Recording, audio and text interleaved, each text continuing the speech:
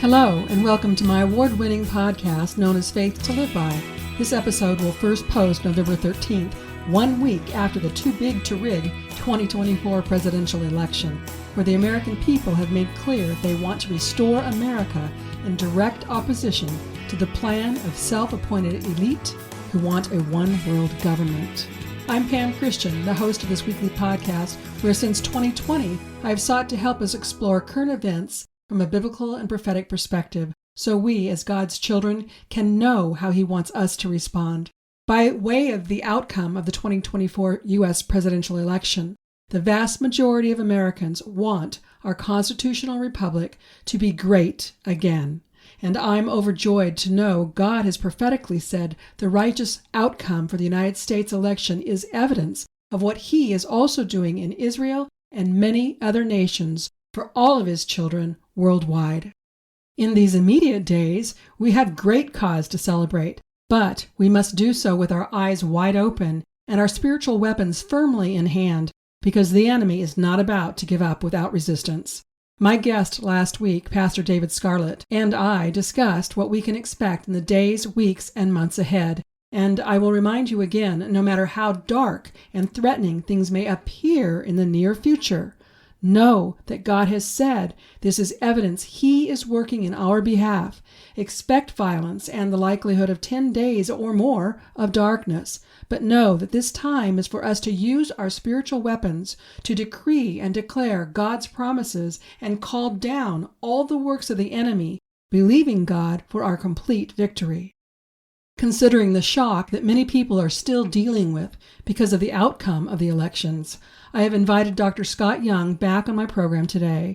He is uniquely able to help us look at the history of the founding of America and the early efforts by evil to prevent America from becoming everything God has intended, all leading up to this monumental and biblical epic time when God is intervening for His name's sake on behalf of His people.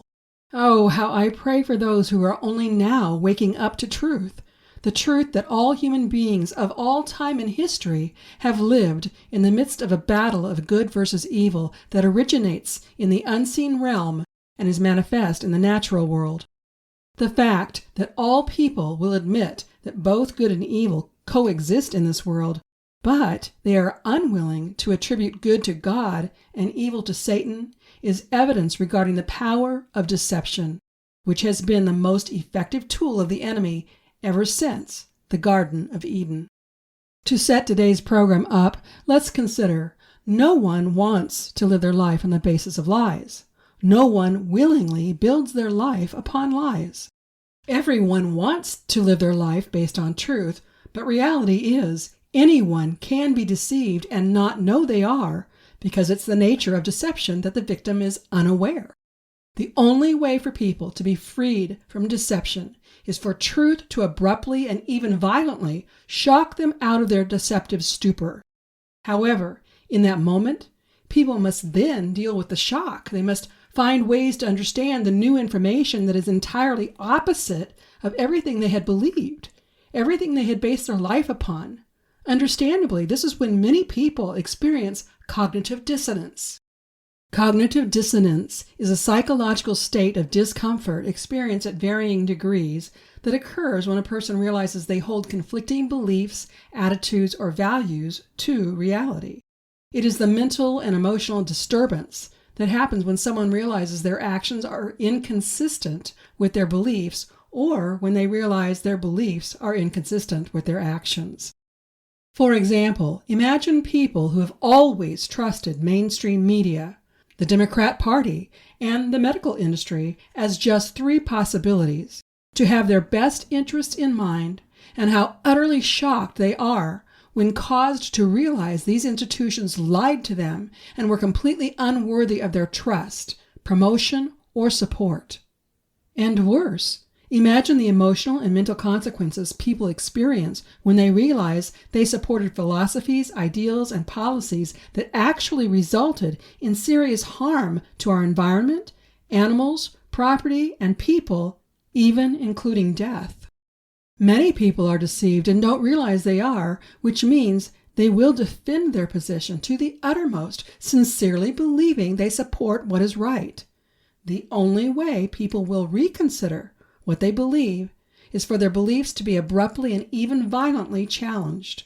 This is precisely what God has been doing since early 2020 to force those who are willing to reconsider their beliefs in pursuit of truth. Part of how God has been causing people to wake up to truth is to expose the lies and deception that have been holding people in bondage for hundreds of years. With the help of my guest this week and the next 2 weeks, I will walk us through the great American deception that has been used by the enemy to gain control over the entire world. In our direct experience, we need to consider the real reasons our government and media have supported the narratives regarding the Ukraine-Russia war, the Israel and Middle East conflict, and their claims of evil origins of America, which has drawn many people into supporting these positions, believing they are upholding what is true. We need to consider institutions such as the United Nations, the World Health Organization, FEMA, the United States Central Bank, known as the Federal Reserve, and our public education system that have been promoted to exist for the greater good of all the people, whose crimes against humanity are now being revealed. We need to consider how institutions that have relied on our trust have intentionally plotted sinister outcomes for our bondage, enslavement, suffering, and depopulation, and what it's like for people to come to realize this truth. We need to consider public figures such as P. Diddy and many others who have adoring fans that are soon to know the truth about their idols. All of these exposures and much more will cause many people to suffer cognitive dissonance, which could result in them striking out in violence. Personally, I believe the corrupt men and women of the establishment who seek a one-world government are counting on this widespread reaction, hoping for civil war in the days to come to help them prevent Donald Trump from taking office, knowing he and his supporters are able to destroy their centuries-old plans. Maybe you don't believe me, or maybe you're having trouble believing what I've just said could be as far-reaching as I claim. Then I ask you to please listen to this and the next 2 podcasts. You don't want to live your life on the basis of lies, so it's in your own best interest to hear me out, to see if what you've believed is based on truth or deception. My guest, Dr. Scott Young, is a long-term student of the Bible and is a published author specializing in World War II, biblical end times, and the millennial reign of Christ. More recently, he's applied himself to the study of current events as it relates to the end times. You can get his book, On NESARA and the Mark of the Beast, using my Amazon link that you'll find in the show notes.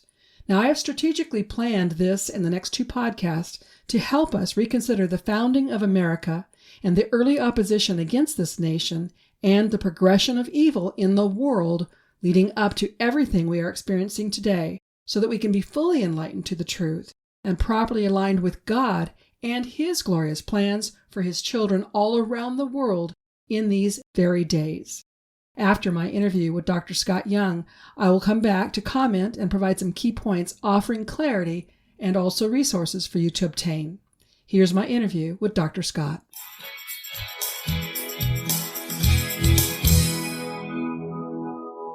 Dr. Scott Young, I'm so grateful that you're able to be on my podcast once again. You know, with everything that's happened with the elections, I have to admit that there have been some puzzle pieces that I thought I had in place, but they seem to be a little out of place now as I'm observing things, and I want to go back to a reference point. I want to bring my audience through from what I believe would be considered the beginning of a one-world government and bring them through what's happened in the United States. And then if we have to, we'll have you back on to talk about more current events, but let's go through the history right now, okay? No problem. All right, so from my understanding, and I didn't believe it at first, it took me a while to be convinced, but from my understanding, back in 1871, after the Civil War, Ulysses S. Grant actually took out loans from Britain, which obligated the United States back to Britain, and was actually the beginning of what we would consider efforts for a one-world government. Can you expand on that? Yeah, so in 1871, they changed the Constitution. It's a very gentle change. See, most people think they put in one paper and just added a full different paper. This is almost a grammatical change. Instead of the Constitution for the United States, it's the Constitution of the United States. And it looks like a grading of a paper if you read this. And all it did is started the path of these sickos. Now, when you say sickos, you mean the people who are wanting to have control and power and authority over the entire world. Right. And from that point on, they started to mess with, industrial issues. There are numerous bank runs that sets up the Federal Reserve with that too. And, also sets up the Titanic that this comes down to. Okay. Now, the Federal Reserve came later, but would you agree that with Ulysses S. Grant taking out a loan from Britain, obligating the United States of America to Britain once again, after we had the Revolutionary War, we're obligated to them, that was the time that also the Vatican as the religious hub, London as the financial hub, and then Washington, D.C. ultimately as the military hub, worked together with this underground plan for a one world government? Yes. Realize that they've been trying to do this at 1792. There was another event in 1812, the War of 1812. We kicked them out in 1836. And then during the Civil War, because we were spending money through the Congress in the correct way, the greenback currency that Lincoln did, that's why he was killed. And so it takes several years before 1871, before the next system comes up. And so they were creating another debt system, and they were tying together London to DC, but setting DC as the governmental hub. Okay. Now, you say they, and we always want to know who they are. And my research has shown that it's been people in positions of government, but who have been more or less puppets of people with money. Yep. And that there are essentially 13 families in America that have headed up this whole one world government effort. Can you identify the 13 families and help us have a better understanding about all that? I wish I could give you all the names because I don't have them off the top of my head here, but I would say, let's just use one as an example, Rockefeller. Mm-hmm. A huge hub of what he was trying to accomplish. And so, while you think that there's a breakup of these, monopolies that happens in 1913 from the way that Wilson is trying to accomplish it, all those breakups, all the ways that they would mess with the monopolies actually expanded their monopoly. So these are the real power brokers. And in essence, those 13 families are the 13 different banking points that we see part of the Fed. Okay, now let's name some of the banks that are involved with this effort for a one world government that actually intends to overpower the United States. Right. I mean, because at the time in 1871, there almost were no other banks other than these localized, regional type of banks. I mean, there were a few banks that were larger, but they really didn't run anything. So it was Bank of America, Wells Fargo, Chase, which is like Morgan Chase with that too. And, just a huge number of those that start to show up. And they are running, Citibank, for instance, is another one. And so those kinds of major banks had to chip away at all the regional banks so that they could be the primary drivers of everything. And it's the 13 families that are the heads of these banks. Correct. Okay. And that's the driver of everything. Okay. Now, along with the banks and these 13 families and the history since 1871, then we have being developed the Federal Reserve or the International Monetary Fund. There are these other institutions that supposedly help us with our money. And how do they actually help us? Well, they really don't. But like I said before, there's the bank runs are the real heavy setup. What they did is bankrupted the little tiny banks. And then 1907 is one of the major bank runs that destroyed confidence in the small banks, which sets us on course for the Federal Reserve. Around the same time frame that the Federal Reserve comes online in December 23rd, 1913, we have several months earlier the 16th Amendment, that is the IRS. Like, wait a second, how come the IRS and the Fed come on the same year? And they're connected with that.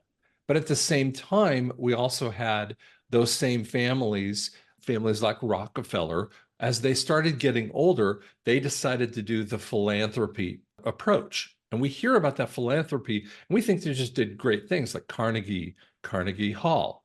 And what happened is they were spreading their influence out in different areas, like medicine. So they would take over schools, create new schools, and then focus the energy upon that. So they had to do medicine, education, all these different. I know there's a couple people in the church that will talk about the seven mountains and the seven mountain approach. And that's what they did. That's what the cabal had in their mind to accomplish is to really have the social influence and have all the drivers through themselves with this.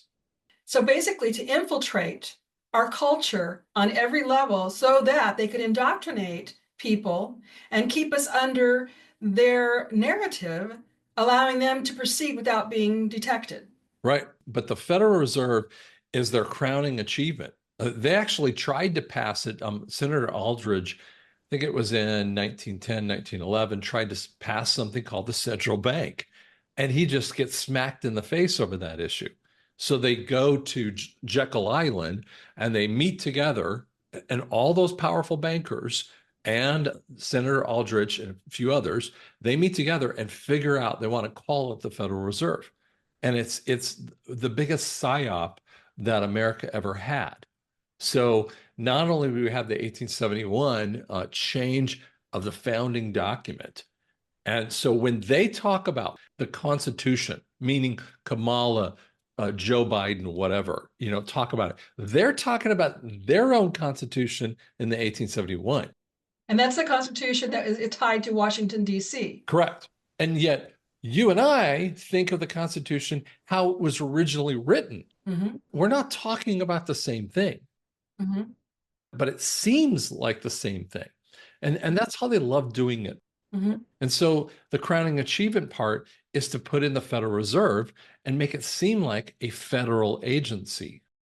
So what we've actually had for decades upon decades is a parallel government and a parallel constitution. And in reality, when they talk about democracy, that's because of their constitution with Washington, D.C. Yeah. When we talk about the Constitution, we're talking about a constitutional republic. Right. So one of the interesting time frames is post-World War II. Okay. After World War II, there is a huge number of breakup of nations. There are literally hundreds around the world. And that's also the foundation, I think it's 1947, the CIA comes in. And then you start hearing presidents and leaders that says, we're bringing in democracy. And we hear that kind of stuff and we go, well, yeah, that's what we got to do.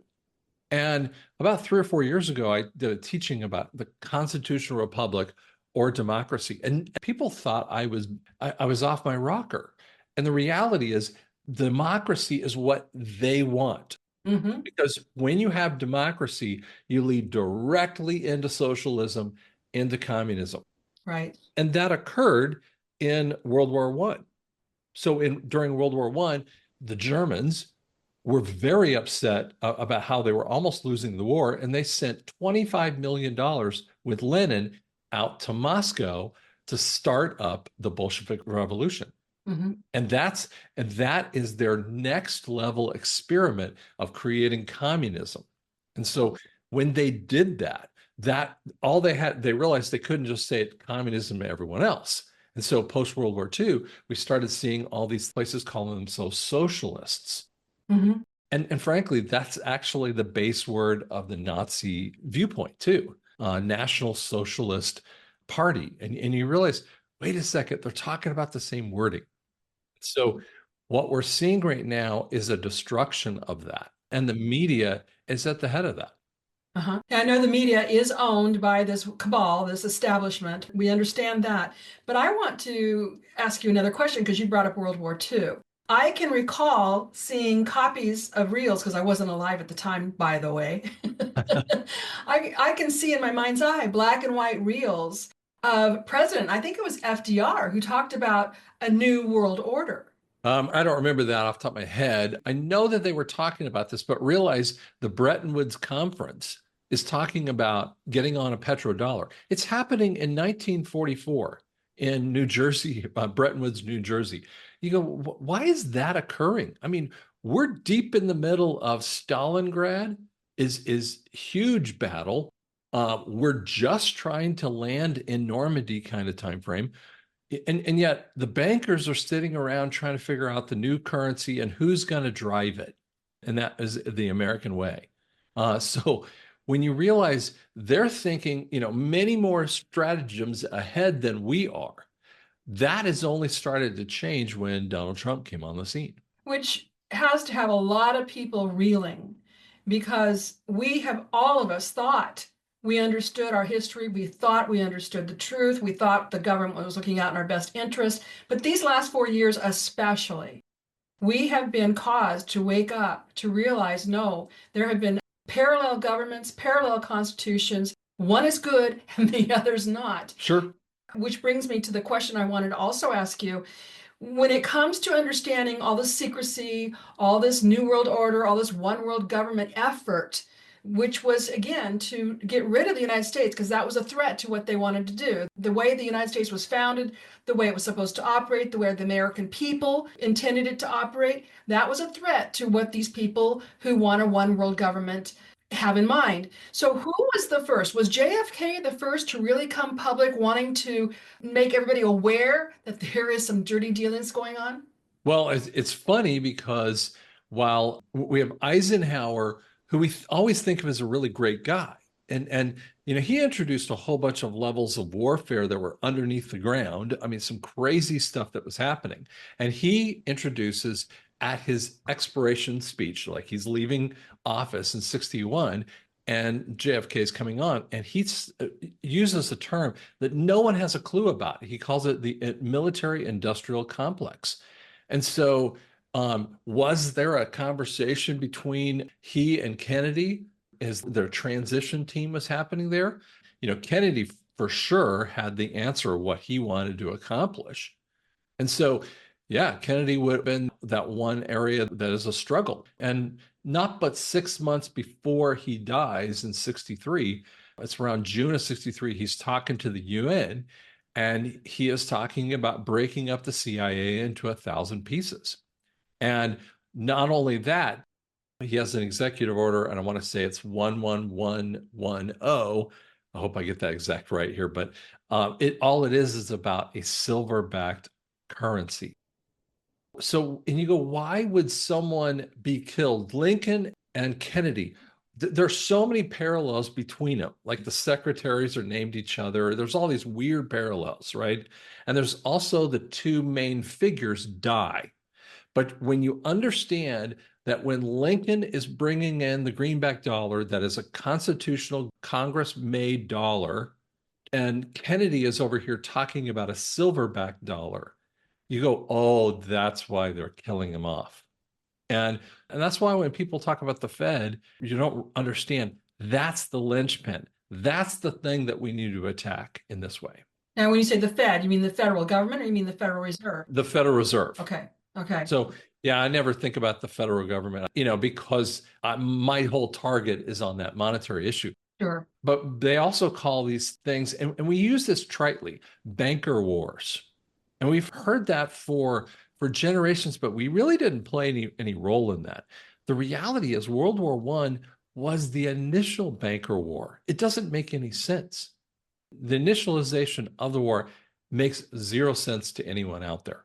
And when you realize that America comes out of it with a massive amount of everyone being in debt to them, and that was the bankers making a ton of money in the roaring 20s, everything starts changing from that point on.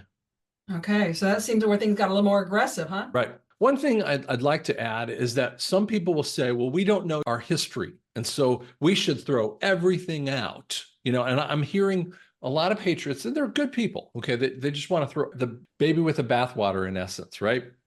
And so they think about all of our history is wrong, and then the Bible is wrong, and then we get into these crazy conversations. And I go, hold on. There are things that we know, for instance, about World War II. There are things that we know about World War I. We just don't know some of the drivers that are underneath that. So instead of throwing the baby out with the bathwater and trying to redesign every little piece of the time frame, what we're saying is, what were the goals of World War I, for instance? And that actually gives you more definition of things that we know occurred in World War I. And it gets back to following the money. Right. And it gets back to these 13 families. It's really amazing how simple it is when we get enough facts to put all the pieces together.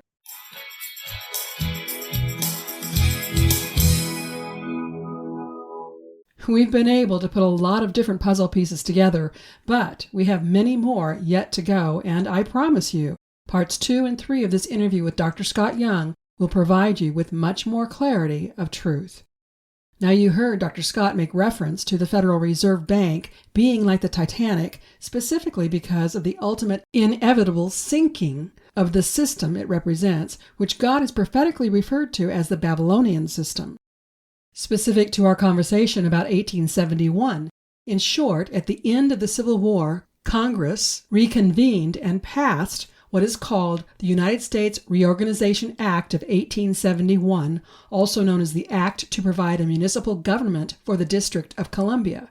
However, this government was different. It was structured as a foreign-owned corporation called the United States, intentionally named so as to make it easy to operate in tandem with the actual United States government. This corporation even adopted the Republic Constitution, but changed only one word. They changed the word Constitution for the United States to the Constitution of the United States. And from this, the corporation has sought to change our republic to a democracy. The United States Corporation is foreign to the Union States, as its geographic boundaries are restricted to the land of the area of District of Columbia. This distinction has been recognized in numerous court cases before the United States Supreme Court. Please use the link in the show notes to see a copy of the original document that reveals the changes to the corporation's constitution. Dr. Scott also referred to greenback currency, which President Lincoln issued. In short, I learned, quote, the Third Congress, 1861 to 1863, faced a financial crisis in 1862 as spiraling costs of war rapidly depleted the Union's reserves of gold and silver coin, the only legal tender of the United States. After intense debate, Congress authorized the issuance of paper U.S. notes, popularly called greenbacks, declaring them lawful money for all payments except interest on public debt and import duties. The Legal Tender Act, intended as an emergency measure, dramatically extended the federal power and changed the nation's monetary standard. End quote. While some link the printing of greenback currency during the Civil War to Lincoln's assassination, others believe there is no credible historical evidence to support this claim. The official narrative reveals the primary motive for Lincoln's assassination is widely accepted to be his role in abolishing slavery and the Confederacy's desire for revenge, with John Wilkes Booth acting as the assassin motivated by extreme pro-slavery beliefs. I don't know yet. I need to learn more to conclude on this.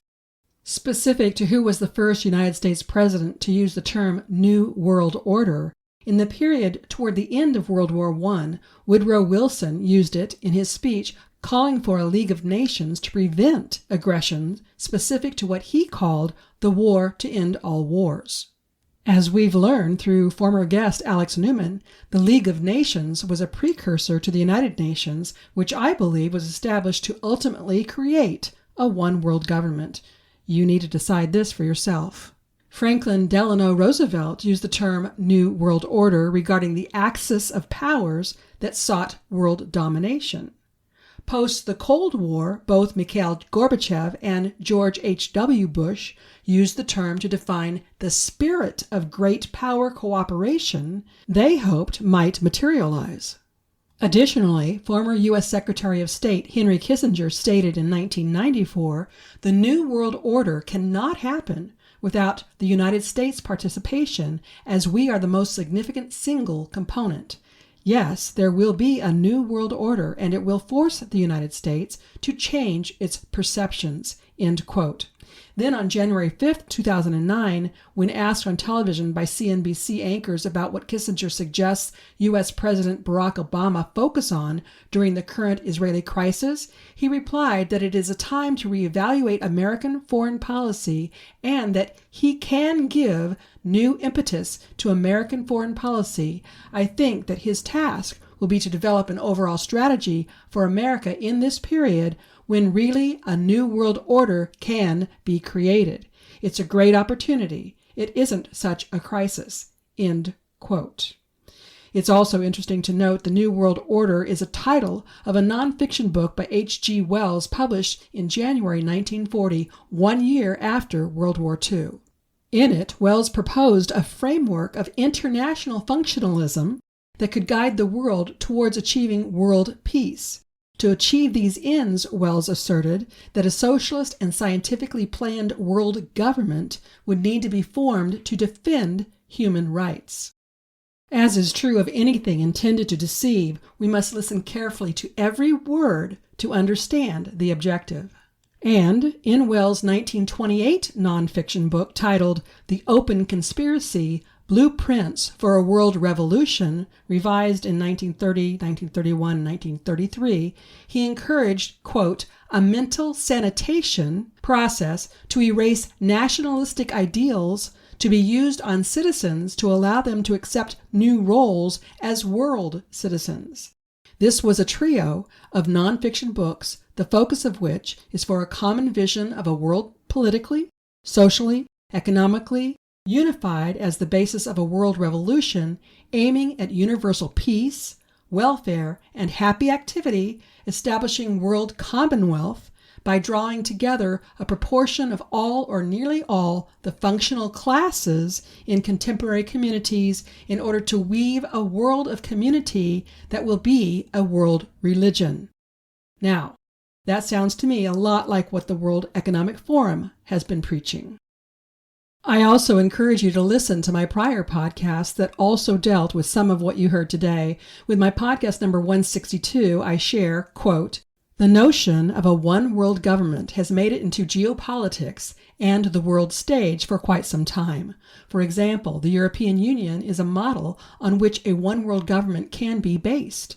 Additionally, other unions or treaties between nations have also been proponents of one world governance. The United Nations, which evolved out of the League of Nations, is also a proponent of international governance as well as the North Atlantic Treaty Organization, NATO.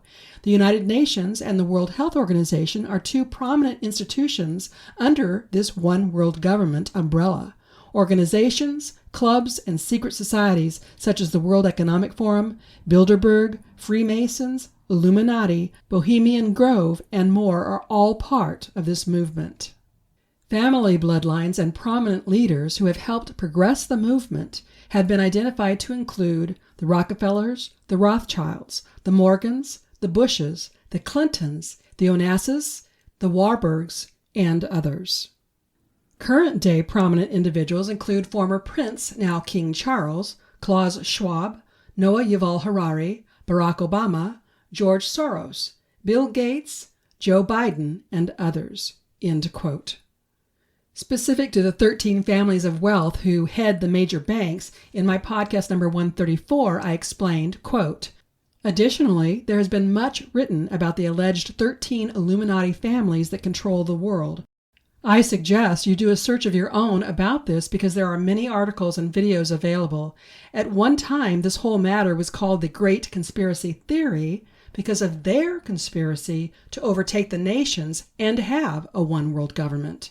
These 13 families control politics, courthouses, educational institutions, natural resources, foreign policies, food, economics, media, and terrorist organizations. These powerful people know how to manage wealth and resources. 99% of the world's resources have allegedly been controlled by the Illuminati, leaving only 1% to the global population. Their goal is to reduce the population of the planet to just under 1 billion people. It has come to the light of truth that they have planned to depopulate the planet through scientifically engineered methods such as viruses, vaccines, genetically modified food, and more. Some report these families have medicines for deadly diseases ranging from cancer to AIDS, but they are unwilling to give it to the public in keeping with their goals of genocide. For this reason, they control the pharmaceutical trade. End quote. You'll find the same substantiating links to outside resources in today's shows that I used to provide you in the previous shows I just mentioned. Also, I have previously recommended Alex Newman's book, Deep State, The Invisible Government Behind the Scenes, which you can get using my Amazon affiliate link and support both me and Alex in the process. Okay, that wraps up my comments about part 1 of my interview with Dr. Scott Young, but I never want to leave you without also encouraging you with the reassurances God has provided us for these very days.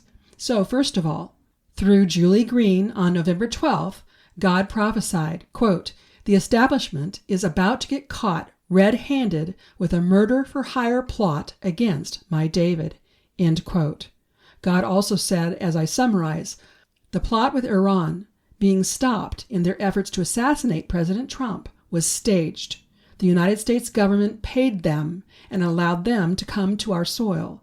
The plot was stopped by the Department of Justice and the White House and the intelligence agencies to make it appear they were doing their jobs when in fact it was just the opposite. God said, "Your enemies don't want peace and they don't want a smooth transition." Then God cautioned us not to let their optics fool us.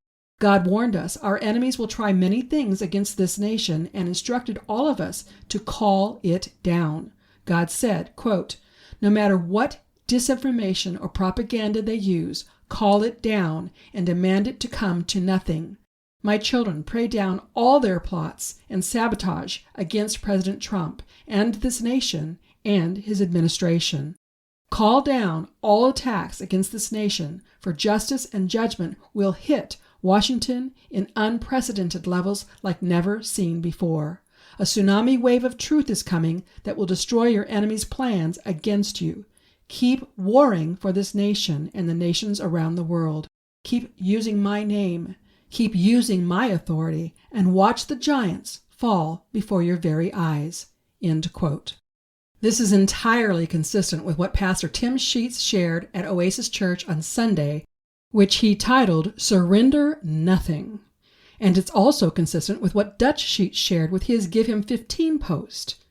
I especially loved how Dutch shared the importance of our seeking the Lord for each and every battle and not to assume what worked in the past is the same strategy that will work against our enemy in the present battle.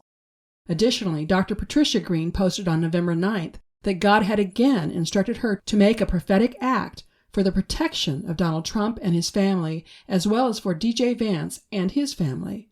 God assures us, as we are obedient to God, to expect the plans of the enemy to fail. In this post, Dr. Patricia Green also affirmed Amanda Grace as a highly recognized prophet of God. Okay, as I said, this is part 1 of my 3-part interview with Dr. Scott. Next week, we'll continue reviewing events leading up to these very days when we can expect to see the victory of God unfolding that will include the great transference of wealth and a great harvest of souls. The reconstruction of our economic system is Dr. Scott Young's specialty, so expect to hear him explain how NESARA, GESARA has every reason of being realized very soon. Now, I ask you to listen to my announcements and take advantage of the many goods and services I bring you in an effort to at least cover the costs of this podcast. In fact, why not consider some of my books as being part of the gifts that you give at Christmas this year? It may seem far off, but most people make plans for a significant vacation about a year in advance. So, if you haven't already expressed interest in traveling with us in October 2025, now is the time to do so. We want to have about 30 people total because this size group works best for the specific tour I have in mind. We'll be walking the footsteps of the Apostle Paul.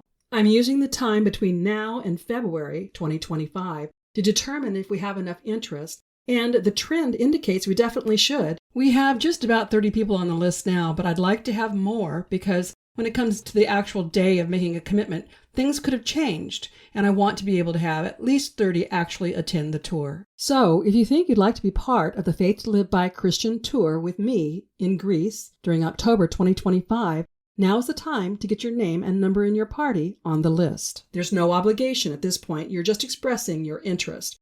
While the specific details are subject to change, as it stands now, the week-long tour will include 4 nights at Divani Palace Acropolis Hotel in Athens, which includes breakfast, 1 night at Amelia Hotel in Delphi, which includes breakfast, 1 night at Grand Meteora Hotel in Kalambaka with breakfast, 2 nights at Mediterranean Palace Hotel in Thessaloniki, that includes breakfast, 2 dinners at local restaurants, tour guide throughout, deluxe coach throughout, admissions to museums and sites, tips to guides, drivers, and restaurants, and all local taxes.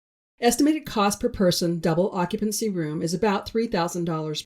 Attendees need to arrange their own air travel to and from the Athens International Airport.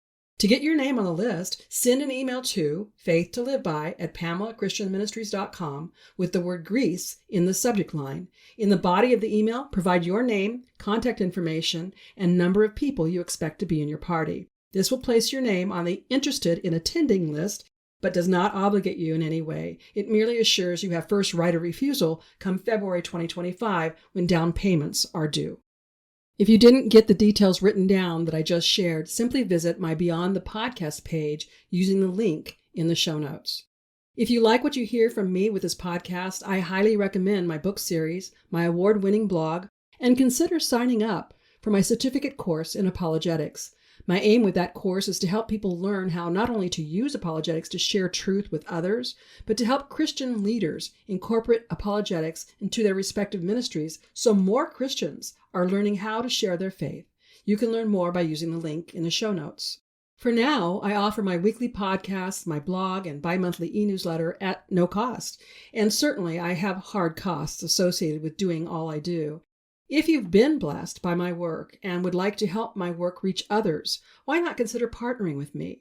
For as little as $10 a month, you can become a partner. Then together we can reach even more people for Jesus. Simply visit my Pamela Christian Ministries homepage and then click on the Give button at the top menu bar. Or if you prefer, you can go directly to the Give page using the link in the show notes.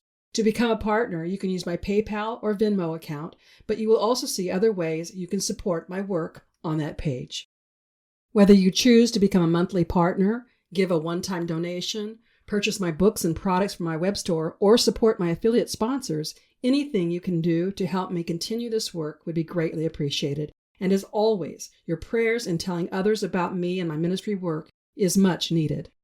When it comes to my selection of affiliate sponsors, I first look for Christian-owned and operated businesses, and I make a point of personally using the products or services so I can fully endorse them. I seek sponsors that offer products or services you can get via the internet worldwide, and I specifically consider what is common to most people universally. So you'll find health, beauty, and wellness products through Dr. Zelenko's Z-Stack supplements and from Operation Tomahawk and from QE Strong. Dr. Zelenko's Z-Stack supplements are truly amazing and are available to my listeners for a 5% discount per purchase or a 10% discount for a monthly subscription using the promo code FTLB. Operation Tomahawk is a membership purchase program with an American-owned and operated company offering personal and household care products that are not made of toxins or genetically modified ingredients. Stop buying national brands from corporations that are part of the deep state cabal. Use the link in the show notes, and from the drop-down menu under How Did You Hear About Us, select Pamela Christian, Faith to Live By. You may have heard my interview with Rob Renee about QE Strong. Discover the benefits of quantum energy to overcome all sorts of ailments. Visit QEstrong.com and use the promo code FTLB at checkout to receive your discount. Then my newest affiliate I'm really excited to bring you is Q Streaming. That's CUE Streaming Television. People with United States addresses can get over 3,000 channels, including live TV with streaming television without a contract. Get all of your local networks and favorite movie and sports and pay-per-view channels for about half of what cable costs. See the video promo link in the show notes to learn more. Affiliate sponsors only provide financial support to me when you purchase what they offer. So before you support Amazon or any other retailer, If I offer what you're looking for, please purchase through me. When it comes to special occasions, birthdays, or Christmas gifts, consider my books, jewelry, CDs, and more from my web store or any of the affiliate goods and services I offer. When you purchase from my web store, be sure to use the promo code TRUTH, TRUTH, to receive a 20% discount. Again, you'll find all the links in the show notes. If you like the content and resource material I bring you with this podcast, you'll find much more by connecting with me through my blog. In fact, my blog has been awarded 2 unsolicited awards for Christian content. And I'm also very active on social media. I can cover much more on social media than I can with this weekly podcast. And if you're not already subscribed, please subscribe to my complimentary bi-monthly e-newsletter. I offer encouragement, special offers, and one of my signature recipes with each and every edition. Yep, I'm a foodie and I love to entertain, which is why Faith, Family, Friends, and Food is a bonus segment of my bi-monthly e-newsletter. To receive even more, please be sure to check out my dedicated podcast listeners page, Beyond the Podcast. Here's where we can connect exclusively and you can download complimentary devotionals, resources, and more. On that page, I also ask you to help me learn more about you and what you want by completing the form visible once you scroll down that page. And something that is very easy for you to do and would mean a lot to me is for you to rate, subscribe, or comment on this podcast according to what your preferred listening platform allows. You know how it works. The more likes and subscriptions to this podcast, the more opportunity we have to expand the listening audience. And that means we can reach more people with the gospel message of Jesus while helping people learn how to better apply their Christian faith. I hope you'll join me next week and tell your friends and family to listen right here on Faith to Live By, where we learn how to gain spiritual victory over life's issues. Until next week, I'm Pam Christian, asking you to remember Christ died for us. The least we can do is live for Him.